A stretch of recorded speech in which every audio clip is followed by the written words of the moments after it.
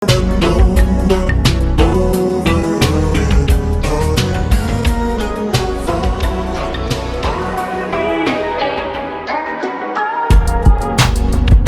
it real.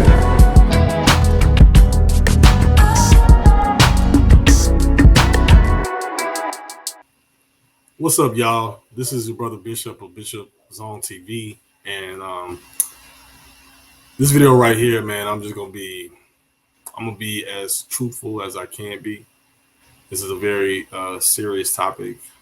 Um, I haven't really been on YouTube in a while. I hadn't really felt like making any videos. Um, I won't get into too much detail because I respect my family's privacy, but I want to talk about health. I want to talk about health in the Black community for a little bit. I'm not trying to be preachy or anything like that, but I felt, especially after what me and my family has gone through, that it's important for us to, at least every now and then discuss health, especially in our community, because I know we're not monolithic. I know location matters, geography matters, your social economics, that the social factors matter when it comes to your health. But on average, or at least I don't want to say on average, but it tends to be an overwhelming amount of Black people who experience the worst health outcomes in this country in comparison to white people. But I want to talk about health and the racial disparity that we have in this country, because it affects us all. I mean, like I said, it's affected me and my family with this recent loss that we had. It was a very close family member who was dealing with some health issues and is no longer here with us. And,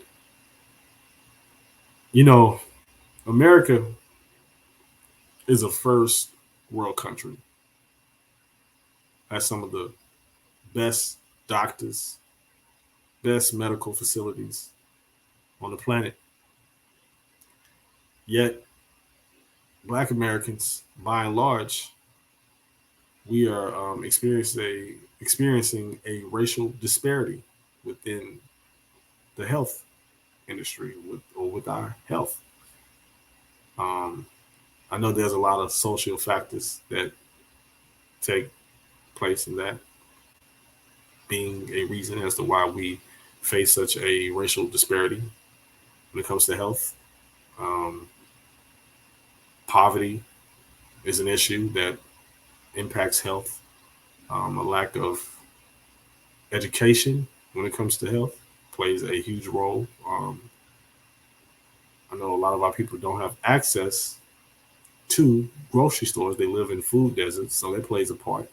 And it can lead to poor diets, um, bad choices when it comes to what we put in our body. Then there's also the racist history with the medical industry when it comes to Black patients, or just Black people in general.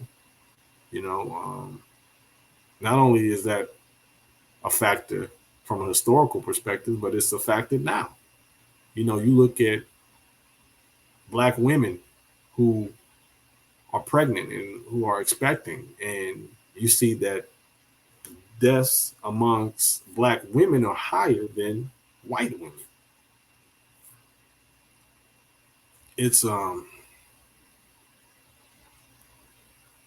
though this is a first world country, sometimes, or in a lot of cases, Black people, it feels as though Black people live in a third world country, and it's even more prevalent when it comes to health. Life expectancy is much lower than our white counterparts, yet we live in the same country. See, we are all Americans, Yes, we're all Americans. We live in the same country, brother, right? Brother. Yet we don't have the same experiences. And in a lot of cases, that's causing us our lives. Now, a lot of that is on us too. A lot of that is a lack of discipline,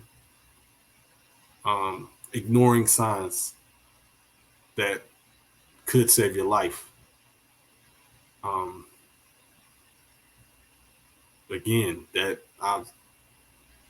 that's awfully close to what we're dealing with right now. Um, I know a lot of our people is afraid of hospitals. They're scared to go to hospitals. You know, they ignore those signs, and sometimes they don't even tell family. And you know, I don't know how we'll tackle this problem because it's a pandemic. It's a pandemic. When you look at what's the number one killer for Black Americans, let's just say Black men, it's heart disease. But what are we doing differently than white people? Or what is America doing that is causing us to experience death at a higher rate than white and Asian people in this country? Now, it's a better situation if you have access to healthcare and access to wealth or access to money, right? If you're not considered poor or working class, you have a better chance of having a higher life expectancy.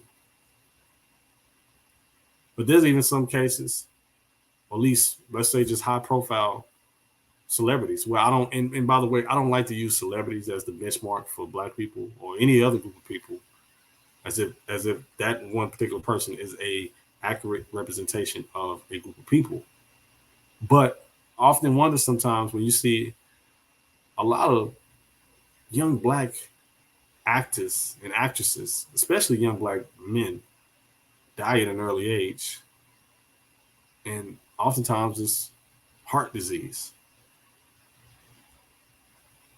cancer. I wonder if this has something to do with the stress of being Black in America. I wonder if that plays a part because as Black Americans, from a very young age, we have been exposed to racism on some kind of level, whether we've experienced it firsthand or heard about these issues or just living in systemic racism or structural racism. So, you know, we have to take our health very serious. We have to take our mental health very serious in this country. Um, Sometimes we can let anger fester until it turns into anxiety. Sometimes we can get so consumed in working that we ignore our health. So we work, work, work because what? We live in America, we live in a capitalist society where the cost of living is going up and you need money to survive in this country, but you could possibly also be ignoring signs that you need to go to the hospital, you need to get checked out. Also, it's unfortunate, but sometimes we can be in a helpless state because in some cases, doctors and nurses in the medical position in the medical industry, because medical professions, not all, but there's been lots and lots of situations with medical professionals who have misdiagnosed Black Americans based off a racial bias or how Black patients are perceived in the medical field. Um, Again, like I said, just look at the death rate with Black women going through childbirth in comparison to white women. There's plenty of times where black people in general have complained that, I went in feeling something serious, and then my doctor just kind of blew me off and said, just take some Advil, you'll be all right. You know, I can think back to Trent Williams, who is a professional NFL player. I can think back to Trent Williams, who is a NFL player, who spoke about when he was dealing with cancer and how he first discovered something was wrong when he felt a bump on his head. And how the team doctor pretty much just shrugged it off as a cyst and that it was nothing to worry about. Just, hey, man, just put some alcohol on it, man. Just go back out on the field. Do what you do best. And he did this for 5 years as this bump grew bigger and bigger on his head. And it got to a point where Trent had to make the decision to say, look, this ain't right. You keep shrugging it off as just simply a cyst, but this should be going down, and it's not. It's getting bigger. So I need to see somebody pronto to know what's going on with my head. And that act, him making that decision, being assertive, actually saved his life. Because had he just relied on the doctor, as many of us do, because we're not in the medical profession, we go seek medical profession in order to make us feel better, right? And so he could have just left it at that. And unfortunately, he wouldn't have been here. But again, he took it upon himself to ask the right questions and to make that appointment. And they discovered that he had a tumor. And he had a tumor that can turn into a cancer. And fortunately for him, it hadn't reached his brain to permanently affect him for the rest of his life and possibly kill him. It was sitting on his skull. And so, I'm not saying that the doctor was intentionally shrugging him off and being dismissive because he was black. But I wonder if that played a part in his decision because he didn't see him as simply a human being. He saw him as a cash cow for an organization that he worked for. And Trent was lucky enough to be the prominent person that he is, especially one to his organization. And he was lucky to have the access to make those calls because of his financial status that saved his life. Unfortunately, a lot of black people don't have that type of income and they don't have that position of power to make those calls. And so a lot of us just don't make those moves. Some of us do.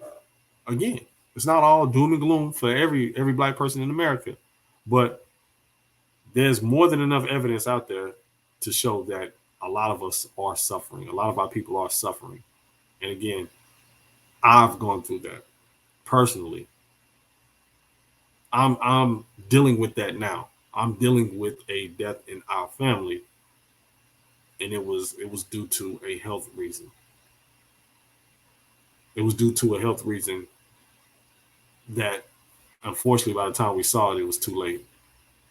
It was too late, and I don't want us to continue to go through this. I don't want more black people to go through this. We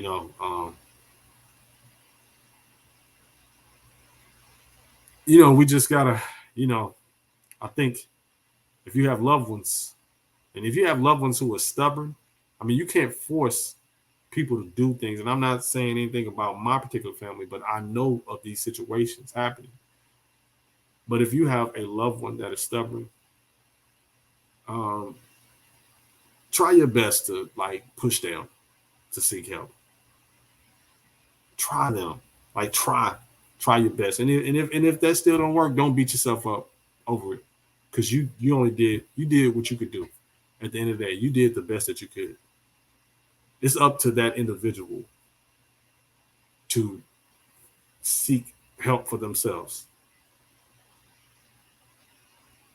And I think more of us need to push for investment and more resources into closing the gap of the racial disparity when it comes to our health, because it's a huge problem in this country. It's a huge problem, and I never thought that I would be this close to someone who was young and dealing with a situation that I thought ignorantly thought older people deal with.